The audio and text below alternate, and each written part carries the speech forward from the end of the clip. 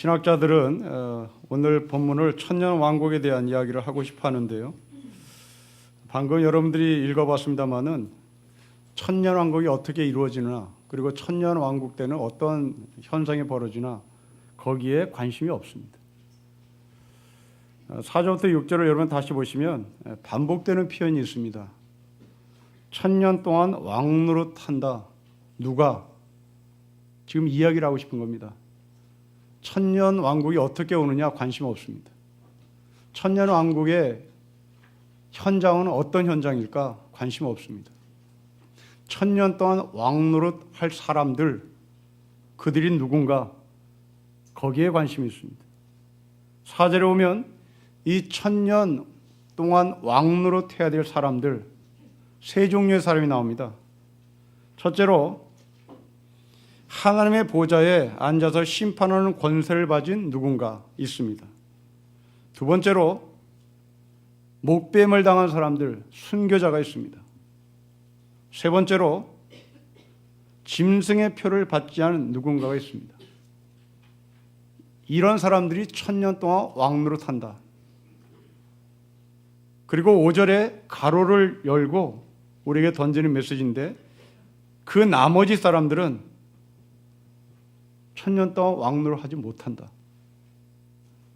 이 이야기입니다. 그렇다면 우리는 이 사람들이 누군지를 규명하면 오늘 본문이 우리에게 던지는 메시지가 분명해지겠죠. 자, 첫째로 우리의 머릿속에서 그림을 쉽게 그리기 위하여 4절에 나오는 두 번째 사람을 기준으로 봅시다. 두 번째 사람은 소위 순교자입니다. 스데반 집사가 있고, 베드로가 있고, 바울이 있고, 야고보가 있고, 또한 주기철 목사가 있겠죠. 이게 순교당한 사람들, 천년 동안 왕노릇할 사람들입니다. 여기를 중심으로 좌편에 있는 사람, 뭔지는 모르겠으나 그냥 죽었습니다. 자연사였습니다. 하나님의 보좌에 앉아 있습니다. 이 사람들 가운데는 아브라함이 있겠죠. 모세가 있을 겁니다. 또 한경직 목사도 계실 겁니다. 또한 여러분의 아버지, 어머니가 계실 것이고, 우리도 순교를 당하지 않는 한 이 첫 번째 사람들의 자리에 가 앉겠죠. 그 우편에 또 한 사람이 있습니다. 짐승의 표를 받지 아니한 사람들. 이것은 좀 설명이 필요한데, 로마 제국 시대에 로마는 피식민지 사람들에게 요구하는 것이 하나 있었습니다. 황제가 신이냐?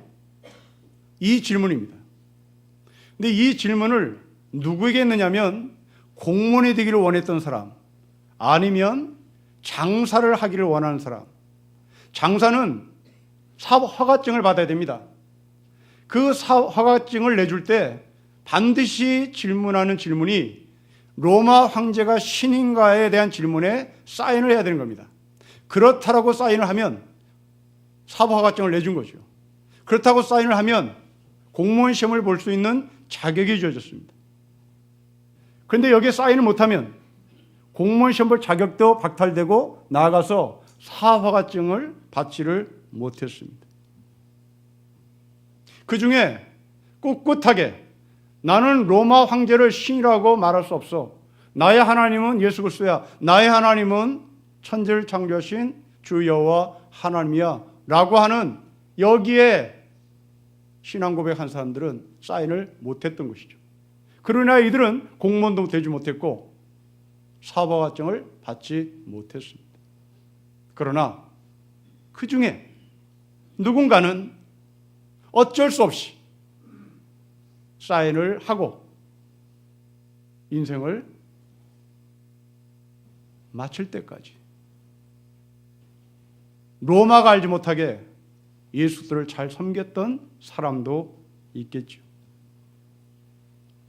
최근 극장가에서 상영하고 있는 말모이라는 영화가 있습니다. 조선어학회 사건을 모티브로 만든 영화입니다. 1941년에 일제는 내선 일체를 부르짖으며 조선어 말을 사용하지 못하게 했고, 그리고 우리나라 사람에게 창씨 개명하도록 명령을 했습니다. 이것을 하지 않으면 공무원이 될 수 없었고, 이것을 하지 않으면 유학을 갈 수 없었고, 이것을 하지 않으면 일본의 모든 조직 안에 들어갈 수가 없었습니다. 일반 노동을 하는 사람들은 창씨개명 할 필요가 없었겠죠. 그러나 공무원이 되고자 했던 사람들, 유학을 가고자 했던 사람들, 그들은 어쩔 수 없이 창씨개명을 했습니다. 그 중에 한 사람이 여러분이 살고 있는 윤동주입니다. 윤동주는 창씨개명을 해 그것을 근거로 일본에 유학을 간 사람입니다. 우리는 윤동주가 창씨개명을 했다? 한 번도 들어본 적이 없습니다.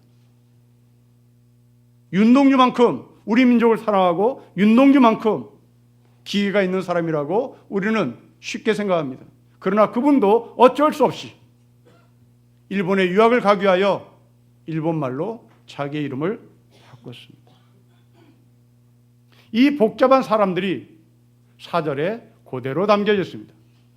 여러분, 사절을 다시 읽으시면서 과연 여러분들은 이 사절 속에 나는 어디에 서 있는가, 우리는 어디에 있는가 다시 한번 점검을 해봤으면 좋겠습니다. 우리 사절을 저와 같이 읽겠습니다. 시작. 또 내가 보좌를 보니 거기에 앉은 자들이 있어 심판하는 권세를 받았더라. 또 내가 보니 예수를 증언함과 하나님의 말씀 때문에 목배임을 당한 자들의 영혼들과 또 짐승과 그 우상에게 경배하지 아니하고 그들의 이마소리에 그의 표를 받지 아니한 자들이 살아서 그리스도와 더불어 1000년 동안 왕노릇합니다. 1000년 동안 왕노릇하는 사람들, 아브라함도 그렇습니다.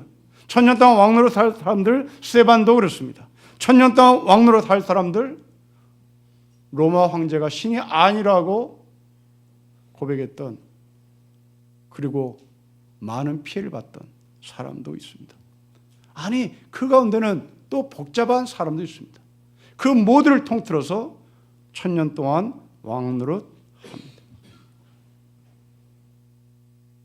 평생을 강해 설교로 인생을 마쳤던 마틴 로이드 존스 목사가 있습니다. 이분이 하나 예화를 든 적이 있는데요. 어느 농부집에 송아지가 새끼를 낳습니다. 2마리 송아지를 낳자 이 남편이 아주 기쁘고 감사한 마음으로 집으로 돌아와 아내에게 말합니다. 오늘 낮에 우리 소가 송아지를 낳았는데 2마리를 낳았다. 1마리는 하얀 송아지고 1마리는 얼룩 송아지인데 내가 결정했다. 하나님께 이 중에 1마리를 바치겠다고 결심했다.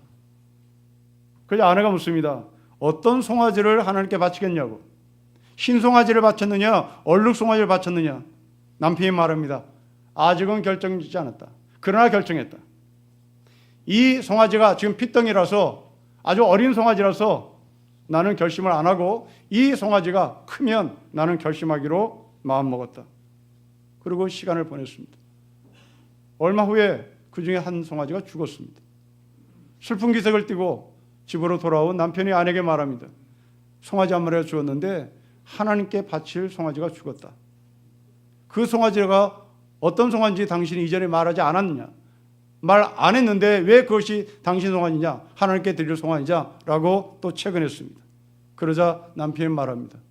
이미 그때 그 송아지가 하나님께 바치기로 결정한 송아지라고. 여러분, 이 사람은 제대로 된 크리스찬일까요? 이 사람은 우리의 흔한 얘기로 천국 갈 수 있을까요? 이 사람은 구원받은 사람일까요? 도대체 이 사람은 4절에 어디에 위치한 사람일까요? 그러나 저는 이 사람이 믿음의 조상 아브라함보다 훨씬 나은 사람이라고 믿습니다. 여러분, 아브라함은 자기의 아내를 누이라고 속였습니다. 그런데도 믿음의 조상입니다. 그런데도 하나님의 보좌에 올라가서 심판하는 권세를 갖습니다. 그렇다면 이 마틴 로이드 존스가 말한 예화의 농부는 아브라함보다 훨씬 나은 사람입니다. 우리는 선뜻 동의하기가 어렵습니다. 아니, 그렇게 하나님의 이름을 망령되이 여긴 그 농부가 어떻게 4절의 반열에 들어갈까? 이 질문에 우리는 다시 한번 도전합니다. 그러면 아브라함은, 자기 아내를 누이라고 속였던 아브라함은 과연 이 사절의 반열에 들어갈 자격이 있을까? 그러나 그 농부도 그리고 아브라함도 이 사절의 반열에 들어갑니다. 바울은 이 원리를 고린도전서 3장 5절부터 10절에 집을 짓는 비유로 우리에게 설명합니다. 아주 명쾌하게 설명합니다. 어떤 사람은 나무나 풀이나 짚으로 집을 지은 사람이 있는데 또 어떤 사람은 금과 은과 보석으로 집을 지은 사람이 있다. 종말에 하나님은 불로 이 집들을 태워보겠다. 나무나 풀이나 짚으로 집을 지은 집을 태워보고 금과 은과 보석으로 집을 지은 집을 태워보겠다. 그리고 남은 것이 있으면 그 남은 것을 근거로 상을 주겠다. 이게 바울이 말한 집 짓는 비유입니다. 우리는 이 이야기만 들으면 겁을 먹는 것이 어이쿠 나무나 풀이나 짚으로 집을 지었다가는 난리 나겠군. 금과 은과 보석으로 집을 지어야 되겠다라고 생각합니다. 그러나 그렇지 않습니다. 사도 바울이 하고자 하는 이야기는 거기가 아닙니다. 사도 바울이 이 집 짓는 이야기의 비유는 누구를 벌 주고 누구를 상을 주겠다는 얘기가 아니라 놀랍게도 이 이야기의 공통점은 집터가 같습니다. 집터가 예수 그리스도 터입니다. 예수 터 위에 누군가가 금과 은과 보석으로 집을 짓고 누군가가 나무나 풀이나 짚으로 집을 짓습니다. 누군가가 예수 터 위에 고급한 삶을 살고 누군가는 예수 터 위에 저급한 삶을 삽니다. 여러분 이 이야기는 예수님께서 마태복음 7장에서 말씀하신 모래의 집을 지은 집, 반석의 집은 집과 전혀 다른 이야기입니다. 예수님께서 말씀하신 마태복음 7장의 집 짓는 비유는 터가 다릅니다. 반석 위에 집을 지은 집, 모래의 집을 지은 집입니다. 다시 말하면 구원을 받았냐 받지 않았느냐를 얘기하는 것이라면 사도 바울이 말한 이야기는 구원을 받은 모든 사람들, 다시 말해 예수 터 위에 서 있는 사람들, 그 가운데 고급한 삶을 사람들, 오늘 본문으로 얘기하면 스데반 같은 사람들, 주기철 같은 사람들, 윤동주 같은 사람들, 그렇게 고급한 삶을 산 사람들. 반대로 나무나 풀이나 짚으로 집을 지은 예수 터 위에 있는 저급한 사람들, 아마 아브라함도 포함될 것이고 우리 같은 사람도 포함되겠죠. 이런 사람을 종말에 하나님께서 불로 심판하시겠다는 겁니다. 그럼 이 불로 심판했다는 게 뭘까? 나무나 풀이나 짚으로 집을 지은 사람을 향해서 책망하고자 이 불을 사용한 것일까? 그렇지 않습니다. 놀랍게도 금과 은과 보석의 집을 지은 사람에게 먼저 해당되는 이야기입니다. 왜냐하면 그렇게 고급한 삶을 살았다고 폼을 잡는 사람들아, 당신이 제 아무리 고급한 삶을 살았다 할지라도 금이 100% 금이 없던 것처럼 당신의 삶 가운데는 여전히 불순물이 있다는 것을 가르쳐주기 위함인 것입니다. 한경리 목사님이 그랬습니다. 우리는 한경리 목사님이 거의 완벽한 삶을 살았다고 생각합니다. 금과 은과 보석의 삶을 산 사람이죠. 맞습니다. 일생 동안 양복 한 벌로 강단에 섰다니까요. 이 정도로 청렴하고 헌신된 목사입니다. 금과 은과 보석의 삶을 살았던 것이 분명합니다. 그러나 하나님은 거기에 만족하지 않습니다. 하나님은 그걸 칭찬하지 않습니다. 당신이 금과 은과 보석의 삶을 살았다 할지라도 나는 불로 한번 태워보겠다. 그 한경리 목사 속에 불로 태움받아야 할 것이 무엇이었을까요? 그렇습니다. 일제강점기 때 신사참배 가결하는 그 대한예수교 장로의 총에 사회를 봤던 사람입니다. 사회를 보며 마지막 망치 3번을 두드렸던 사람입니다. 이 한경리 목사에게 있어서 금과 은과 보석의 삶을 사는 것이 분명하지만 그 안에는 100% 순금이 없듯이 이분에게도 0.001%의 먼지가 꼈고 불순물이 꼈고 그 불순물을 태우기 위하여 하나님은 불로 한경리 목사의 삶을 태워보겠다고 말씀합니다. 제 아무리 이 땅에 멋진 목사의 삶을 살았다 할지라도, 제 아무리 이 땅에 스데반의 순교적 삶을 살았다 할지라도 어딘가에 그 사람에게는 불순물이 있어 하나님은 성령의 불을 통하여 그들을 태우겠다 말씀합니다. 여기서 이 불은 심판의 불이 아니라 구원의 불이고 성령의 불이고, 우리를 왕같은 제사장의 자리에, 1000년 동안 왕노릇해야 될 그 자리에 보내기 위하여 하나님께서 다시 한번 태우시고 우리를 거룩하게 만드는 겁니다. 그렇습니다. 사랑하는 성도 여러분, 여러분들이 삶의 우위를 비교해 보면 다 천차만별이겠죠. 어떤 사람은 금과 은과 보석의 집을 지은 사람도 있을 것이고, 어떤 사람은 나무나 풀이나 짚으로 집을 지은 사람이 있을 것입니다. 그러나 분명한 것은 우리 모두가 집의 모양에 상관없이, 집의 화려함과 누참에 상관없이 우리 인생의 터가 예수 그리스도라고 하니, 그 예수 터 위에 세워진 우리를 하나님께서는 반드시 차별하지 않고 1000년 동안 왕노릇하는 하나님의 자리에 갖다 놓으신다는 하늘의 약속을 받은 것입니다. 그렇다면 우리는 순교적 삶을 산다 할지라도 자연사한 사람을 향해서 손가락질 필요 없고, 우리는 순교적 삶을 사는 사람 앞에 주눅들 필요가 없고, 우리는 예수 그리스도 터 위에 우리의 인생을 지었다는 그 이와 나만으로 하나님께서 축복하신다고 하니 우리는 이 땅에서 당당하게 주눅들지 않고 주님의 이름으로 살 수 있는 근거가 되는 것입니다. 사도 요한은 이 종말의 말씀에 사도 바울의 원리를 그대로 담고 있습니다.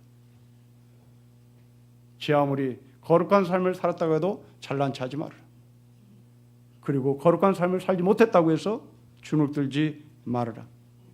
오직 우리의 터는 예수 그리스도시요, 그 예수 터 위에서 우리의 역량에 맞게 지금도 살아가면 하나님은 기필코 우리를 1000년 동안 왕노릇하게 하실 하늘의 축복을 받은 사람인 것을 다시 한번 분명히 합니다. 이 사람을 향해서 놀라운 단어를 하나 씁니다. 여러분 5절을 우리 같이 읽겠습니다. 시작. 그 나머지 죽은 자들은 그 1000년의 차이까지 살지 못하더라. 이는 첫째 부활이라. 여러분 오해하지 마십시오. 5절의 전반부에 가로를 쳤습니다. 이 가로는 1000년 동안 왕노를 하지 못할 사람들, 누군지는 모르겠으나 가로를 쳤습니다.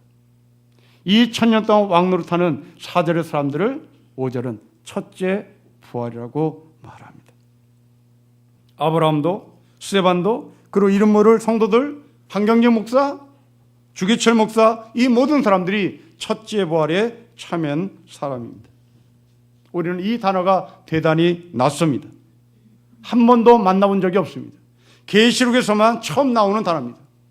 둘째 부활이 있는 것처럼 전제한 단어이기에 우리는 헷갈립니다. 그러나 둘째 부활이 있다는 것을 전제해서 첫째 부활을 말하는 것이 아닙니다. 6절 말씀 보십시오. 둘째 사망. 이 둘째 사망을 전제로 첫째 부활을 해석하라고 우리에게 사인을 보냅니다. 둘째 사망은 무엇이며 첫째 부활은 무엇일까? 여러분 4절을 유심히 보십시오. 4절을 보면 답이 있습니다. 이 4절에 나온 사람들은 모두 다 이미 죽은 사람들입니다. 죽은 사람들인데 4절 끝에 표현합니다. 이들은 살아있다라고 말합니다. 앞으로 살 사람이 아니다. 미래에 살 사람이 아니라 지금 살아있습니다. 정도의 차이는 있으나 아브라함처럼 자기의 아내를 루이라고 속인 개차반의 삶을 산 사람도 살아있습니다. 스데반처럼 순교당한 사람도 살아있습니다. 그리고 짐승의 표를 받지 않은 우리 믿음의 선배들도 여전히 살아있습니다. 이 살아있다는 것은 무엇을 말할까요? 그렇습니다. 하나님의 성품을 붙잡고 살아갔다는 말입니다. 인간과 동물의 차이입니다. 동물은 배가 부르면 아무 생각 없습니다. 그러나 인간은 배가 부르든지 배가 고프든지 상관없이 정신을 추구하는 존재입니다. 유독 인간만이 갖고 있는 하늘의 축복입니다. 그래서 인간을 뭐라고 평가할까? 수많은 철학자들이 인간을 평가하는데 그 중에 니체라는 사람이 인간을 평가한 것을 여러분에 말씀드립니다. 니체는 인간을 평가하기를 인간은 외줄이라고 말합니다.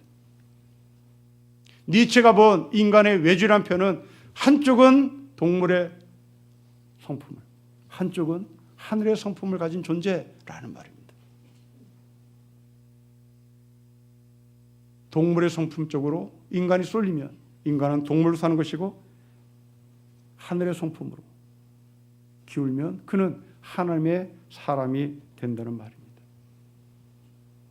성도 여러분, 여러분들은 외줄을 타는 데 있어서 어디에 쏠리고 있는지, 아니면 제대로 중심을 잡고 있는지를 다시 한번 묻습니다. 물론 모든 생명은 반드시 죽게 되어 있죠. 삶은 매일매일 죽는 연습을 하는 과정이라고 정의할 수 있습니다. 인간도 매일매일 삶을 살아가면서 죽음을 연습하는 것이고, 죽음을 맞이하기 위하여 지금 준비하는 것이죠. 이 죽음 앞에서는 어떤 누구도 체면이 필요 없습니다. 어떤 누구도 남을 향해서 관심을 갖지 않습니다. 오직 내가 인간답게 살다가 죽는 자에 대한 관심이 있습니다. 애플을 창시한 스티븐 잡스가 췌장암에 걸렸습니다. 췌장암에 걸리고 나서야 비로소 내가 무엇을 해야 될지 알았다고 고백합니다. 여러분, 이 애플을 창시한 사람이 이 어마무시한 자살을 놓고 죽는 것이 아깝다고 고백한 것이 아니라, 내가 죽을 때가 다가오니 나는 무엇을 해야 할지 이제서 알았습니다. 그런데요, 사도 바울은 2000년 전에 이미 알았습니다. 2000년 전에 사도 바울은 날마다 나는 죽습니다라고 고백합니다. 나는 매일매일 무슨 일을 해야 될지를 명확히 알았다는 말입니다. 사람은 죽음을 앞에 두고 내가 할 일이 뭔지를 명확히 아니까요. 내가 살 날이 1년이면 그 1년 동안 정확히 해야 할 일이 뭔지를 알아차리는 것이 바로 사람입니다. 죽음은 두려움의 대상이 아니라 하고 싶은 것, 해야 할 것을 알려주는 알람 시계와 같은 울림입니다. 동물에는 없습니다. 유독 인간에게만 있습니다. 후배 목사님들하고 대화를 하다가 요즘 학생들이 유튜브에 빠져 있다는데, 어떤 학생은 자기가 보는 유튜버의 공부를 열심히 하는 것을 보여주는 그 유튜버에 빠져 있답니다.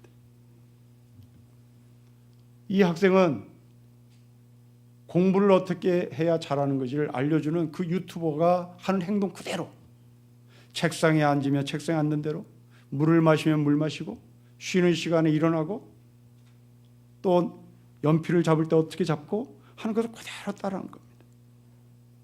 여러분, 왜 이 어린 학생이 그렇게 공부를 열심히 하는 것을 보여주는 유튜버를 따라서 행동을 할까요? 이 아이는 공부를 잘하고 싶기 때문입니다. 그럼 왜 너는 이것을 보느냐? 공부를 잘하면 행복하다고 하니까.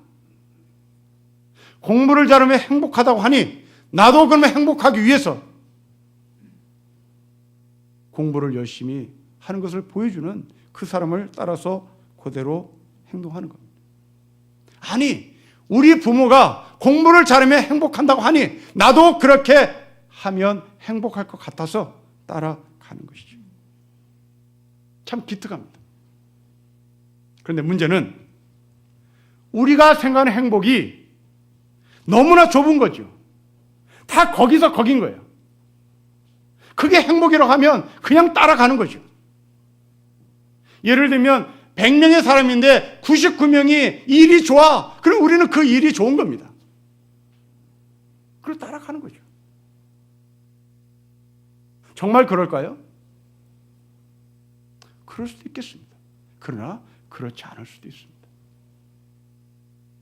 제가 예언자는 아니지만 통일이 되면 어떤 직업이 중요한 직업으로 떠오를 것 같습니까?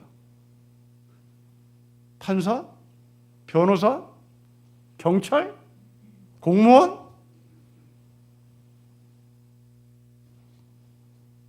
저는 달리 봅니다. 기차를 운행하는 기관사? 트럭 운전사. 앞으로 우리나라에서 제1순위의 직업으로 떠오를 유망 직종입니다. 부산에서부터 파리까지 기차 운전해야 합니다.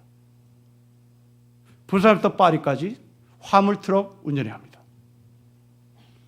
이 라이센스를 따기 위해서 굉장히 어려운 공부를 요구할 겁니다.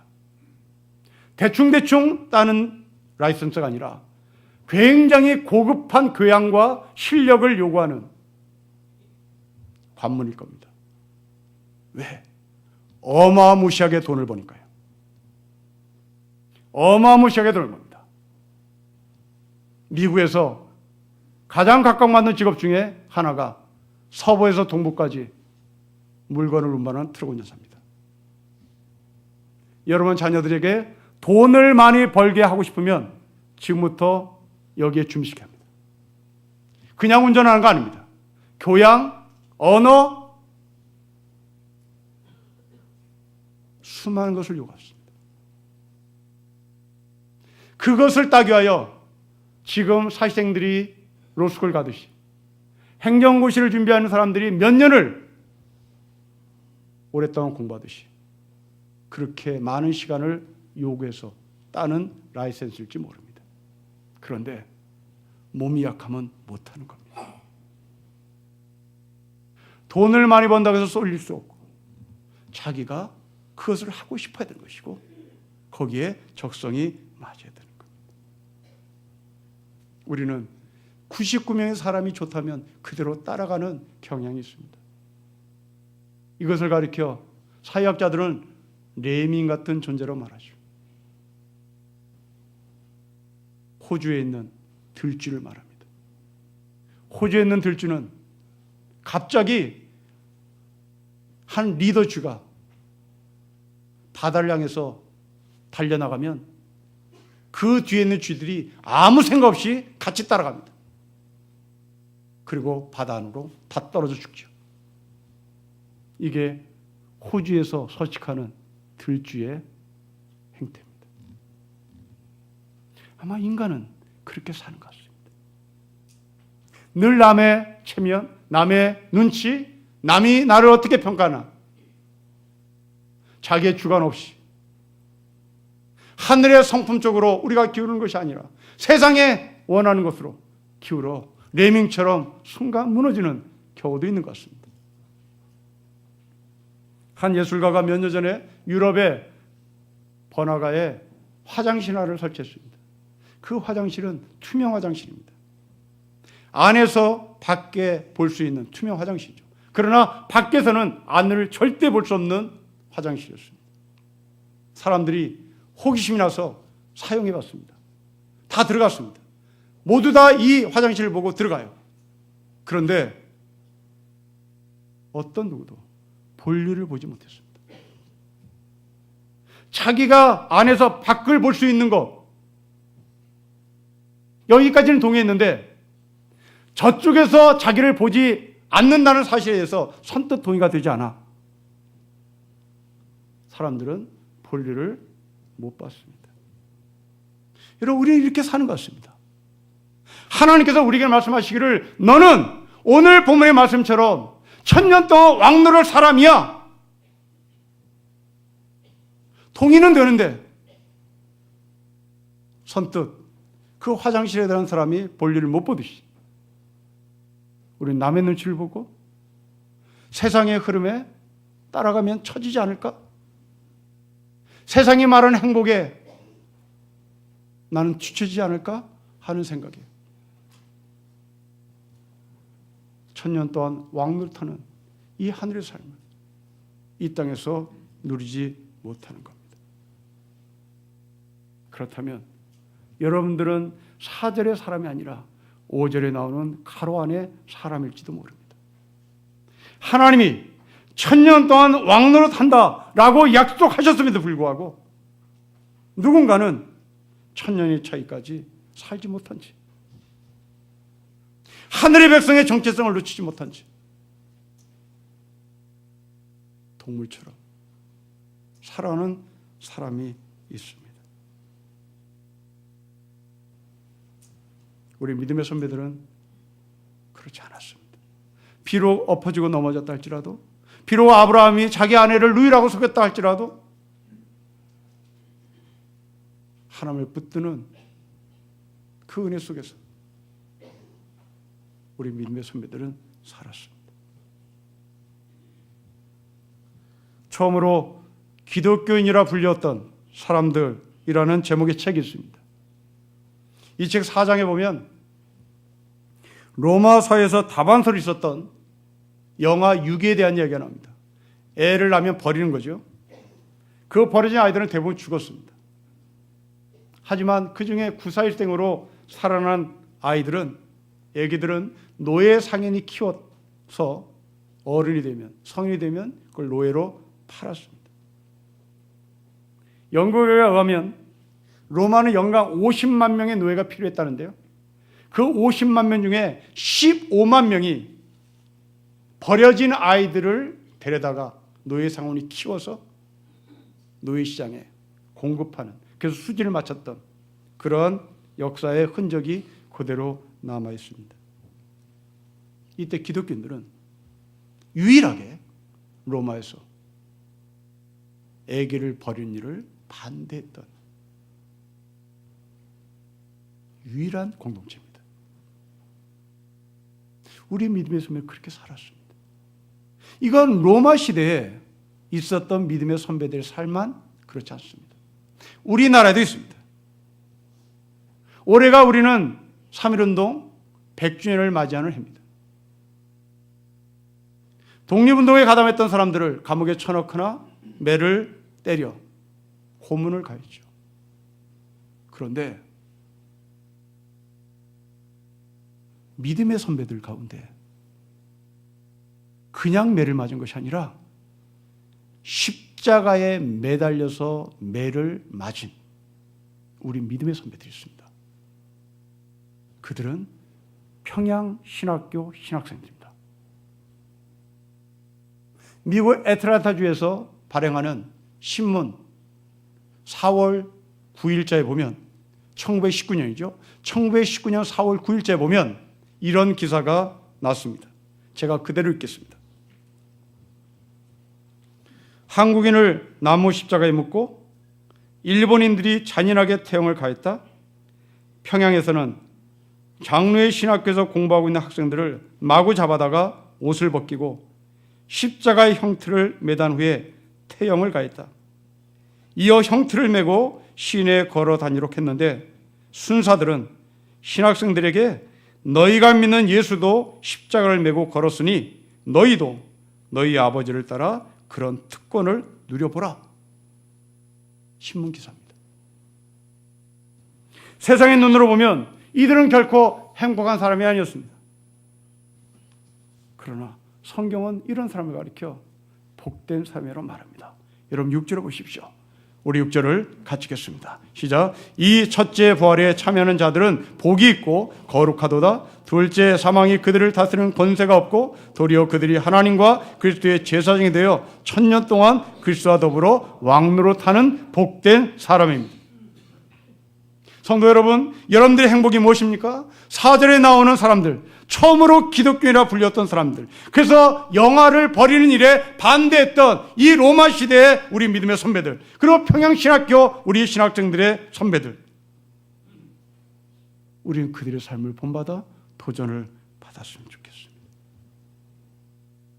4절에 나오는 사람들, 평양신학교 선배들, 그들은 로마가 말하는 공적인 행복, 로마가 말하는 공적인 행복, 로마가 말하는 보편적인 행복을 행복이라고 말하는 것이 아니라 하나님의 말씀하신 복이라고, 하나님의 말씀하신 것이 나에게 진정한 복이라고 고백하고 따라간 사람입니다.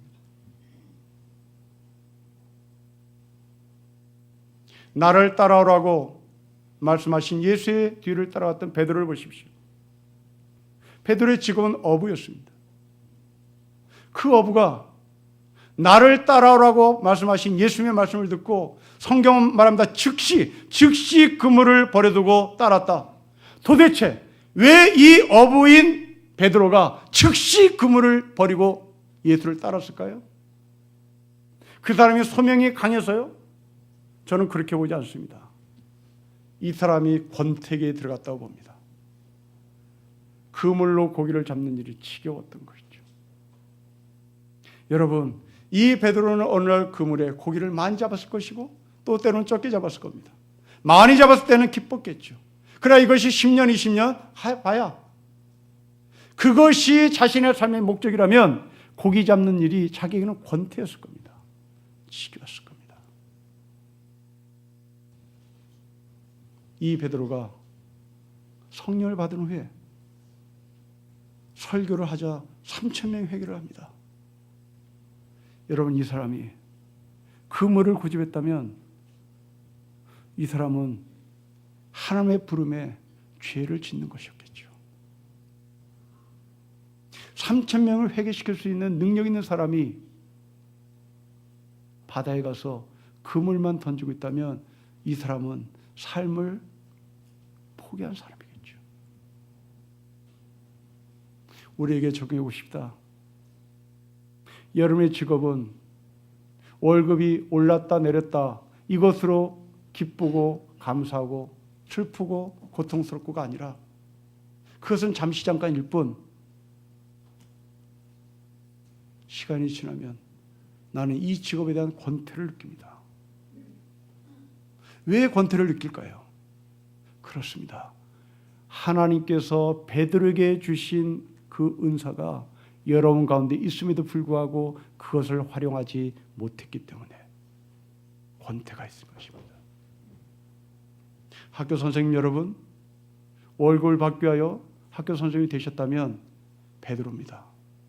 그런데 그 학교 선생님의 자리에 내가 담임을 맡은 1년 동안 아이들을 변화시키기 위하여 복음의 씨를 뿌린다면 여러분들은 소명받은 베드로의 삶을 사는 겁니다. 우리 교회에 변호사가 많습니다. 우리 교회에 선생님들이 많습니다. 변호사 여러분, 한 사건을 수임받으면 적어도 2년 이상 가는 장시간의 기간 동안 그 클라이언트를 만나야 합니다. 돈을 벌기 위하여 법전을 뒤지는 것으로 인생을 산다면 지겨울 겁니다. 고리타만할 겁니다. 그러나 그 수임 사건이 끝날 때까지 하나님의 씨를 뿌리면, 하나님의 복음을 뿌리면 여러분들은 소명받은 베드로의 삶을 사는 것입니다. 제가 있는 산부인과 한 의사는 임산부 10달 동안 진찰하며 끊임없이 만날 때마다 예수에 대한 말씀을 전했다고 합니다. 그냥 의사가 아니라 베드로가 소명받은 설교자의 베드로였던 것처럼 이들은 단순한 의사가 아니라 부름받은 의사의 삶을 산 것입니다. 여러분들의 삶이 권태가 있다면 하나님께서 주신 은사를 땅에 묻었기 때문일지도 모릅니다. 다시 한번 찾아냅시다. 다시 한번 발굴합시다. 다시 한번 드러냅시다. 1000년 동안 왕노릇하는 이 하늘의 기쁨을 세상에 빼앗기지 맙시다. 이 1000년 동안 왕노릇하는 기쁨과 감사가 오늘 예배드리는 여러분 가운데 모두에게 적용되기를, 충만하기를 주의 이름으로 축복합니다. 기도하겠습니다. 하나님 아버지, 간구합니다. 5절에 나온 가로 안의 사람의 반열에 들어가지 아니하도록 간구합니다. 어찌하든지 4절의 반열 속에 들어가기를 원하오니 아버지 말씀해 주십시오. 행복의 기준이 하늘에 있음을 알게 하여 주시고 그 하늘의 뜻을 따르고자 하는 애씀과 노력을 더하여 주셔서 우리가 이 땅에서 1000년 동안 왕노릇하는 이 하늘의 약속을 들고 기쁨과 감사와 그리고 당당함과 하나님 앞에 영광을 돌리는 삶으로 충만케 하옵소서. 주 예수 그리스도의 이름으로 기도합니다. 아멘.